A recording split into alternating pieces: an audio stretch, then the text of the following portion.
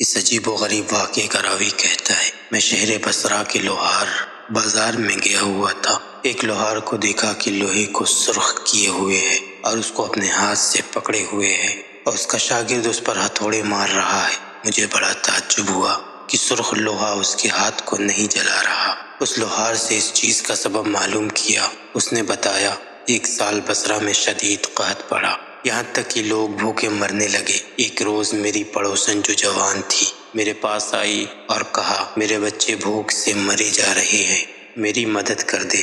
جیسے ہی میں نے اس کے جمال اور خوبصورتی کو دیکھا تو اس کا عاشق ہو گیا۔ میں نے اس کے سامنے ناجائز پیشکش رکھی۔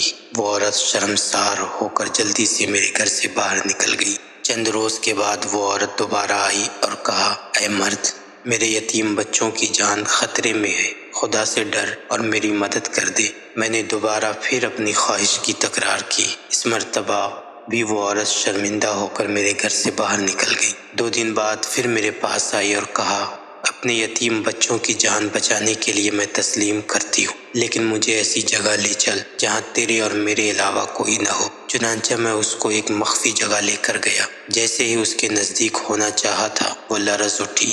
میں نے کہا، تجھے کیا ہو گیا ہے؟ اس نے کہا، تو نے ایسی جگہ لانے کا وعدہ کیا تھا جہاں کوئی دیکھنے والا نہ ہو، لیکن یہاں تو اس ناجائز کام کو 5 دیکھنے والے ہیں۔ میں نے کہا، اے عورت، اس گھر میں کوئی نہیں ہے، تو 5 افراد کی بات کر رہی ہے؟ اس نے کہا، 2 فرشتے میرے اور 2 فرشتے تیرے، اور ان 4 فرشتوں کے علاوہ خداوند تعالی ہمارے اس کام کو دیکھ رہا ہے۔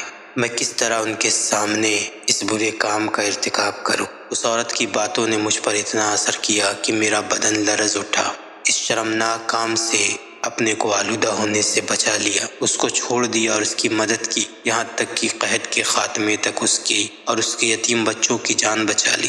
اس نے بھی میرے حق میں اس طرح دعا کی، پالنے والے جیسے اس مرد نے اپنی شہوت کی آگ کو خاموش کر دیا، تو بھی اس پر دنیا و آخرت کی آگ کو خاموش کر دے۔ چنانچہ اسی عورت کی دعا ہے کہ دنیا کی آگ مجھے نہیں جلاتی۔